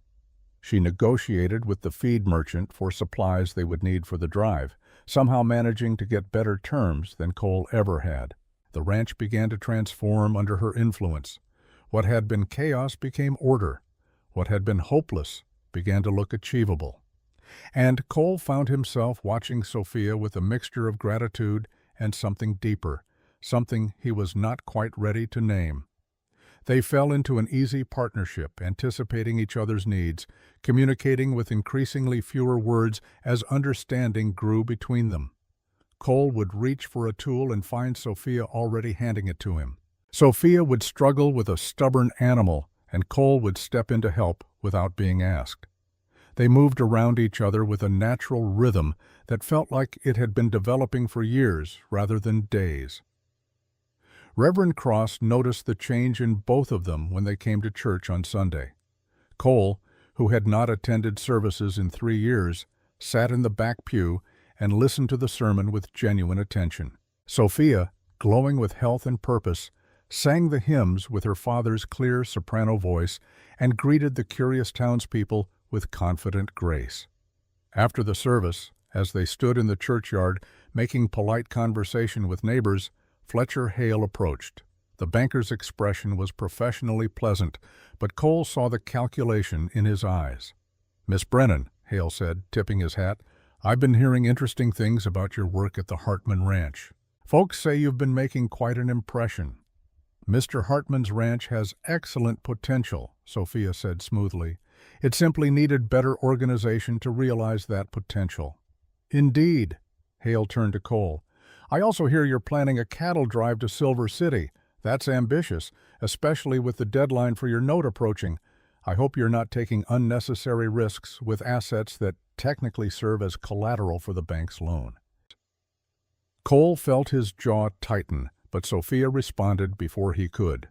"Mr. Hale, I'm sure you're aware that a rancher must be allowed to conduct normal business operations with his livestock, even when those assets serve as loan collateral. Mr. Hartman is not liquidating his entire herd, merely selling a portion at market to raise capital. That's well within his rights as property owner. Hale's eyebrows rose slightly, apparently surprised to be receiving a lecture on banking law from a schoolteacher. Of course, I simply want to ensure that Mr. Hartman understands the stakes. If something were to happen on this drive, if the cattle were lost or the proceeds insufficient, the bank's position would not change. The note still comes due in 4 weeks, regardless of circumstances. We understand perfectly, Sophia said, and we'll have your payment ready on time. You can count on it. After Hale walked away, Cole let out a breath he had not realized he was holding. You didn't have to defend me like that. Yes, I did, Sophia said firmly. He was trying to intimidate you, to make you doubt yourself. Men like Fletcher Hale rely on people being too afraid or too ignorant to stand up for themselves. Well, you have me now, and I'm neither afraid nor ignorant when it comes to financial matters. Cole looked down at her, at this small woman who had arrived on his doorstep half dead less than 3 weeks ago, and who was now facing down bankers and planning cattle drives with the confidence of someone who had been ranching her entire life. How did I get so lucky? He said quietly. Sophia smiled up at him. You prayed, and sometimes prayers get answered. Now come on, we have work to do if we're going to be ready to leave by Friday. The night before the cattle drive, Cole could not sleep. He lay in his bed staring at the ceiling, going over every detail of their plan, worrying about everything that could go wrong. The route was well traveled, but that did not make it safe. Flash floods could wash out trails. Cattle could spook and scatter. Bandits sometimes preyed on small operations like his, knowing they carried cash from sales. And then there was Sophia. For all her determination and quick learning, she was still inexperienced. One mistake, one moment of panic or hesitation, could lead to injury or worse. The thought of something happening to her, of her getting hurt because he had allowed her to take this risk, made Cole's chest constrict with anxiety. He must have finally dozed off sometime before dawn, because he woke to the sound of a wagon pulling into his yard much earlier than expected. Stumbling out of bed and pulling on his clothes, he went to the door and found Reverend Cross climbing down from the driver's seat. Reverend, is everything all right? Is Sophia? Sophia's fine, Cross assured him quickly. She's in the wagon, but we need to talk before you two leave on this journey. Cole helped Sophia down from the wagon bed where she had been sitting, surrounded by supplies. She looked excited and nervous in equal measure, dressed in practical traveling clothes that Margaret Cross had apparently helped her acquire. Nathan wanted to speak with you, she explained. He has some concerns about the trip. Reverend Cross pulled Cole aside while Sophia began unloading supplies. Cole, I'm going to be direct with you, because that's what this situation requires. You're about to spend a week alone with an unmarried woman, traveling through isolated country, sleeping under the stars. Do you understand how that's going to look? We'll be working, Cole said. Moving cattle, making sales. There's nothing improper about it. I believe your intentions are honorable, Cross said, but intentions don't always match reality, especially when two people are thrown together in close quarters under stressful circumstances. Feelings develop, lines get blurred, and before you know it, you've compromised both her reputation and your own integrity. Cole felt heat rise in his face. I would never take advantage of her. I believe that too, the Reverend said. But Cole, I've seen the way you look at her, and I've seen the way she looks at you. There's something developing between you two, whether you've acknowledged it yet or not. And that's not necessarily a bad thing, but it needs to be handled properly. He reached into his coat and pulled out a small Bible, pressing it into Cole's hands. Promise me that you'll remember who you are and who she is, that you'll treat her with the respect due to the daughter of a man of God, that if your feelings for her grow into something more than employer and employee, you'll court her properly, with community oversight and proper intentions of marriage. Cole looked down at the Bible in his hands, then up at the Reverend's serious face. I promise. Good. Cross clapped him on the shoulder. Now go save your ranch, and bring her back safely. Margaret and I will be praying for you both every day." The sun was just beginning to lighten the eastern sky when Cole and Sophia finally had the 30 head of cattle gathered and ready to move. They had selected carefully, choosing the healthiest and most marketable animals, leaving behind enough breeding stock to rebuild the herd if this gamble paid off. Sophia sat her horse with commendable confidence, though Cole could see the tension in her shoulders, the slight uncertainty in how she held the reins. She caught him looking and gave him a brave smile. "Ready when you are," she said. Cole took a deep breath, said a silent prayer that echoed the one he had shouted at the sky all those weeks ago, and urged his horse forward. The cattle began to move, following the lead animals, and the drive to Silver City began. The first day was grueling. The cattle were fractious, not used to being driven as a group, and it took constant attention to keep them moving in the right direction. Sophia held her own better than Cole had expected, responding quickly to his shouted instructions, learning through trial and error how to anticipate the animals' movements. By the time they made camp that first night, both of them were exhausted. Cole showed Sophia how to set up a basic camp, how to build a fire and prepare simple food. They ate in companionable silence, too tired for much conversation, and then Cole spread out bedrolls on opposite sides of the fire. "You should sleep," he told her. "I'll take first watch, make sure the cattle don't wander. I'll wake you in a few hours to spell me." But Sophia did not lie down immediately. Instead, she sat staring into the fire, her expression thoughtful. "Cole," she said finally, "can I ask you something?" "Of course. That prayer you said, the night before I arrived. What exactly did you ask for?" Cole was quiet for a moment, remembering that desperate moment, the loneliness that had driven him to shout at the sky. "I asked for someone," he said simply. "Anyone. I was so lonely I didn't care who God sent, I just needed to not be alone anymore." "And do you still feel that way?" Sophia asked. "Now that I'm here? Are you still lonely?" Cole met her eyes across the fire, seeing the question behind the question, the vulnerability in her expression. "No," he said honestly, "I'm not lonely anymore. You changed that, Sophia. From the moment you woke up in my bed and looked at me with those storm-colored eyes, everything was different, better." Sophia smiled, and even in the firelight, Cole could see the flush of pleasure on her cheeks. "Good," she said softly, "because you changed things for me too. I came west, running away from a life that didn't fit me anymore. But I think maybe I was also running towards something, towards someone. I just didn't know it yet." The air between them felt charged with possibility, with words unspoken and feelings acknowledged but not yet named. Cole wanted to cross the distance between them, wanted to tell her that what he felt was more than gratitude, more than simple companionship. But he remembered his promise to Reverend Cross, remembered that Sophia deserved to be courted properly, treated with respect and honor. So instead of acting on impulse, he simply nodded. "Get some sleep," he said gently. "Tomorrow's going to be another long day." Sophia lay down on her bedroll, and within minutes her breathing had deepened into sleep. Cole sat watching the fire and the stars and the dark shapes of cattle settling for the night, and he thought about prayers and answers, and the strange ways that God worked in the world. He had asked for someone to ease his loneliness, but God had sent him so much more than that. God had sent him a partner, a friend, maybe even the beginning of something that could grow into love if he was careful and patient and did everything right. For the first time in years, Cole Hartman allowed himself to hope for a future that included not just survival, but happiness, not just endurance, but joy.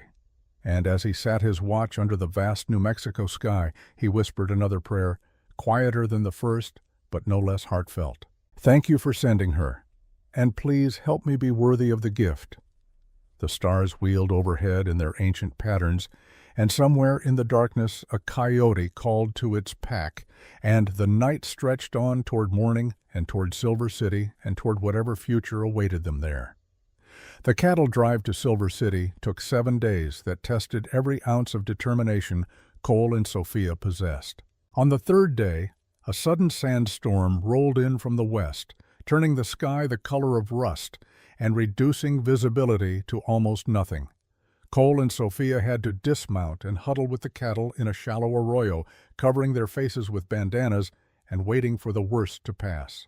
The cattle bellowed in distress, their eyes rolling white with fear, and it took all of Cole's skill and Sophia's quick learning to keep them from scattering into the desert. When the storm finally cleared hours later, they emerged covered in fine red dust, their throats raw and their supplies gritty with sand. But they had not lost a single animal, and Sophia's determination had not wavered even when Cole had seen fear flash across her face during the worst of it. On the fifth day, as they were making camp near a rocky outcropping, Cole heard the warning rattle too late. The diamondback struck fast, sinking its fangs into his left calf just above his boot. The pain was immediate and searing, like a hot iron pressed against his flesh. Cole stumbled backward, his vision already starting to blur at the edges, and the last thing he saw clearly was Sophia's face going white with shock. What happened next came to him in fragments, like images seen through dirty glass. Sophia dragging him away from the snake, her hands surprisingly steady as she used his knife to make a small incision over the fang marks. The sensation of suction as she used a hollow reed to draw out as much venom as she could. Her voice, calm and commanding, telling him to stay awake, to keep talking to her, to not give up. "You don't get to die on me, Cole Hartman," she said, and there were tears streaming down her face, but her hands never shook. "Not after everything we've been through, not when we're this close. You stay with me. Do you hear? You stay." Cole wanted to tell her he was not going anywhere, that he had too much to live for now, that he had finally found something worth fighting for. But the words would not come, and darkness pulled at him with insistent fingers, and he let himself fall into it, trusting that Sophia would pull him back. He woke sometime in the deep night to find himself wrapped in both bedrolls, a fire burning bright nearby, and Sophia sitting beside him with her hand pressed against his forehead, checking for fever. His leg throbbed with a deep ache, but the searing pain had subsided, and his vision was clear. "Hey," he managed, his voice a rough whisper. Sophia's head snapped toward him, and the relief that flooded her face was so profound it made Cole's chest tight. "Oh, thank God, you're awake. How do you feel?" "Like I got kicked by a horse and dragged through a cactus patch, but alive." He tried to sit up, but Sophia pushed him back down with surprisingly firm hands. "Don't move yet. The venom is still working through your system. You need to rest." She reached for a canteen and helped him drink, her fingers gentle against the back of his head. "You scared me half to death, you know that? When that snake struck, I thought I was going to lose you." "Takes more than a rattlesnake to kill a stubborn cowboy," Cole said, attempting a smile. "Though I have to say, your field medicine was pretty impressive for a city girl." "My father used to tend to the poor in Boston," Sophia said, settling back beside him, but keeping one hand on his shoulder as though afraid he might disappear if she let go. "I watched him treat everything from knife wounds to childhood fevers. I never thought I'd have to use that knowledge myself, but I'm grateful I paid attention." They sat in silence for a moment, the fire crackling between them and the cattle settling nearby. Then Cole reached up and covered her hand with his own. "Thank you," he said quietly, "for saving my life. Again." "We're even now," Sophia replied, but her voice was thick with emotion. "You saved me in the desert. I saved you from the snake. I'd say that makes us partners in the truest sense." "Partners," Cole repeated, and there was a question in how he said it, a weight that went beyond business arrangements and cattle drives. Sophia met his eyes, and in the firelight he could see understanding dawn in her expression. "Yes," she said softly, "partners, in everything." Cole wanted to say more, wanted to tell her what was growing in his chest every time he looked at her, every time she smiled or challenged him or stood beside him against whatever the world threw their way.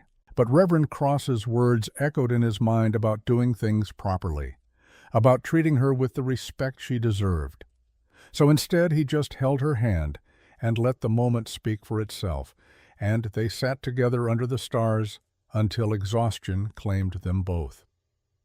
By the time they reached Silver City 2 days later, Cole was well enough to ride, though his legs still ached, and Sophia insisted on doing most of the heavy work of managing the cattle. The town was larger than Las Cruces, bustling with miners and merchants and the kind of rough frontier energy that came from a place built on silver strikes and sudden wealth. They drove the cattle to the livestock auction yard on the edge of town, where a weathered stockman named Harrison took one look at their herd and nodded approvingly. "Good stock," he said. "Healthy, well-fed. You should do well at tomorrow's auction." That night, as they took rooms at a modest hotel, the town's only concession to respectable lodging, Cole sat down to go over their finances one more time. Even selling every head at top dollar, they would be cutting it close, very close. He was still bent over the numbers when a knock came at his door. Opening it, he found Fletcher Hale standing in the hallway, dressed in a fine suit that seemed out of place in the rough surroundings. "Mr. Hale," Cole said, unable to keep the surprise from his voice. "What are you doing in Silver City?" "I have business interests here," Hale said smoothly. "Mining investments, mostly, but I also make it my business to know when clients are making major financial moves. May I come in?" Cole stepped aside reluctantly, and Hale entered, his sharp eyes taking in the simple room and the papers spread across the small desk. "Preparing for tomorrow's auction, I see. Tell me, Mr. Hartman, have you calculated what you'll need to clear your debt?" "I have, and I'll make it. You'll get your $800. Hale smiled, but there was no warmth in it. "Actually, I'm here to make you an offer that might solve both our problems more elegantly. I'm prepared to buy your ranch outright. I'll pay off your debt to the bank and give you an additional $200 for the property and remaining livestock. You can use the proceeds from tomorrow's auction to start fresh somewhere else, free and clear of obligation." Cole stared at him. "You want to buy my ranch? Why? Let's just say, I see potential in the property that you've been unable to realize. With proper capital investment and management, that land could be quite profitable. I'm offering you a way out, Mr. Hartman, a way to walk away with your dignity intact and money in your pocket." "That ranch is my father's legacy," Cole said, his voice hardening. "It's my home. I'm not selling. Even if tomorrow's auction doesn't raise enough, even if you fall short by $50 or $100, the bank won't care about your sentimental attachments, Cole. They'll foreclose, and you'll lose everything anyway. At least my offer guarantees you walk away with something." I said no. Cole moved to the door and opened it. "I'll have your money in 2 weeks, Mr. Hale. Every penny of it. Now, if you'll excuse me, I need to rest for tomorrow." Hale studied him for a long moment, then shrugged and walked to the door. "Your choice, but the offer stands if you change your mind. Sometimes pride is a luxury we can't afford." After he left, Cole sat on the edge of the bed with his head in his hands, the weight of everything pressing down on him. Hale was right about one thing. If the auction fell short, all of this would be for nothing. There was another knock, softer this time. Cole opened the door to find Sophia standing there, still dressed but with her hair down around her shoulders. "I saw Fletcher Hale leaving," she said. "What did he want?" Cole told her about the offer, about Hale's thinly veiled threat. Sophia's expression grew stormy as she listened. "He's trying to intimidate you into selling," she said when he finished. "He probably knows something we don't, some reason he wants that land specifically. Mining rights, water access, something valuable." "Doesn't matter what he knows," Cole said tiredly. "All that matters is whether we can raise $800 tomorrow." Sophia was quiet for a moment. Then her expression shifted into the determined look Cole had come to recognize as her problem-solving face. "Wait here," she said, and disappeared back into her room. She returned minutes later with a newspaper she had purchased earlier in town. "I've been reading about the railroad expansion," she said, spreading the paper on the desk. "The Southern Pacific is laying track through this region, and they need beef to feed their work crews. Look here." She pointed to a small advertisement Cole had not noticed. The railroad was seeking suppliers who could guarantee regular deliveries of fresh beef over the next 6 months. The rates they were offering were significantly higher than market prices, but they required contracted commitment. "If you could secure one of these contracts," Sophia said, her voice growing excited, "you wouldn't just pay off the debt, you'd have guaranteed income for months. The ranch would be saved, and you'd have capital to rebuild." "But we need the money now," Cole pointed out. "A contract doesn't help if we lose the ranch in 2 weeks." "No, but it gives us leverage." Sophia's eyes were bright with the thrill of the plan coming together. "Tomorrow, before the auction, we approach the railroad purchasing agent. We show them our cattle, prove we can deliver quality stock. We negotiate a contract with an advance payment large enough to cover your debt. Then we use the auction proceeds to buy additional cattle to fulfill the contract." Cole stared at her, amazed once again by how her mind worked. "That's brilliant. That's actually brilliant. But will they go for it?" "Only one way to find out," Sophia said. "The purchasing office opens at 8. We'll be there at 7:30. The next morning they stood outside the railroad office before the sun had fully cleared the horizon, Cole in his cleanest shirt, and Sophia in the traveling dress she had carefully preserved for important occasions. When the purchasing agent arrived, a no-nonsense man named Dutch Keller, they made their pitch. Keller listened without interrupting, occasionally making notes, his weathered face giving nothing away. When they finished, he sat back in his chair and studied them both. "You're asking for a significant advance on an unproven supply relationship," he said finally. "What guarantee do I have that you can deliver?" "You have my word," Cole said. "And you have her." He gestured to Sophia. "Miss Brennan will manage the logistics and accounting. Every delivery will be on time, documented, and to your exact specifications. We fail even once, you can cancel the contract and keep whatever advance you've paid." Keller's eyes moved to Sophia. "You know ranching, miss?" "I know business, Mr. Keller," Sophia said firmly, "and I know that the railroad needs reliable suppliers more than it needs cheap ones. Mr. Hartman can provide quality. I can provide reliability. Together, we're offering you something most contractors can't, a partnership you can actually trust." Something in Keller's expression shifted, a hint of respect entering his eyes. "All right," he said. "I'll give you a contract for 100 head of cattle per month for 6 months, standard railroad rates, which, as you've noted, are above market. I can advance you $850 against the first 2 months' deliveries, but I want the first shipment in 3 weeks, not a day later." Cole felt his knees go weak with relief, but he kept his expression steady as he shook Keller's hand.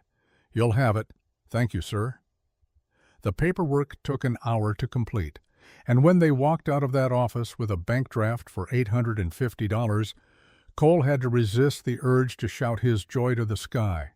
Instead, he grabbed Sophia and spun her around right there in the street, both of them laughing like children. "We did it," he said when he set her down, his hands still on her waist. "We actually did it. The ranch is saved." "We did it," Sophia agreed, breathless and beaming. "Together." And standing there in the morning sunlight with her gray-green eyes shining up at him, Cole could not hold back any longer. "Sophia, I need to tell you something. These past weeks, working with you, getting to know you, I've realized that saving the ranch isn't enough anymore. I want a future, yes, but I want it to be with you. I'm falling in love with you. Actually, I think I've been falling since the moment I saw you in Tom's wagon. I know it's fast, I know we should take our time, but I need you to know how I feel." Sophia's smile softened into something tender and profound. "Cole, I've been waiting for you to say that, because I've been falling too. From the first time I woke up and saw you sitting beside my bed watching over me like I mattered, like I was worth saving. You gave me more than a job or a place to stay. You gave me hope. You gave me a reason to believe in new beginnings." Cole cupped her face in his hands, his thumb brushing across her cheek. "Then marry me, Sophia. Not because it's proper or convenient, but because I can't imagine my life without you in it anymore. Marry me and help me build something lasting. A ranch, yes, but more than that, a home, a family, a life worth living. Yes, Sophia said, and tears were streaming down her face now, but she was smiling wider than Cole had ever seen. Yes, I'll marry you.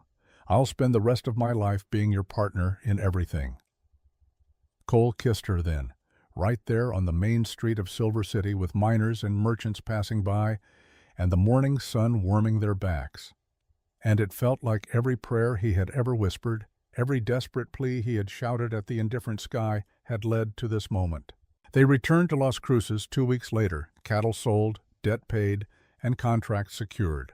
Fletcher Hale's expression when Cole walked into the bank and counted out $800 in cash was worth every difficult mile of the journey. The banker accepted the payment with professional courtesy, but Cole could see the frustration in his eyes at having lost whatever scheme he had been planning. Reverend Cross married them on a cold but clear day in mid-December 1878 in the small church packed with the entire community of Las Cruces. Tom Fisher served as best man, weeping openly throughout the ceremony. Margaret Cross had helped Sophia make a simple white dress, and Cole wore his father's best suit, carefully preserved for important occasions. When Cole slipped the gold ring onto Sophia's finger, a ring he had commissioned from the blacksmith using silver from his first railroad payment, he felt something fundamental shift in his world. The loneliness that had haunted him for so long, that had driven him to fire that desperate shot at the sky, was finally, completely gone. In its place was joy, pure, uncomplicated, overwhelming joy. The wedding breakfast at the parsonage was a cheerful affair, with neighbors bringing food and well wishes, with music and laughter filling the small house.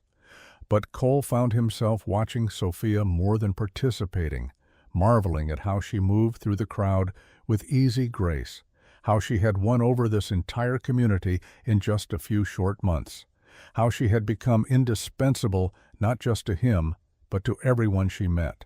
As afternoon faded toward evening, they finally made their escape, driving back to the ranch in Cole's wagon under a sky brilliant with stars.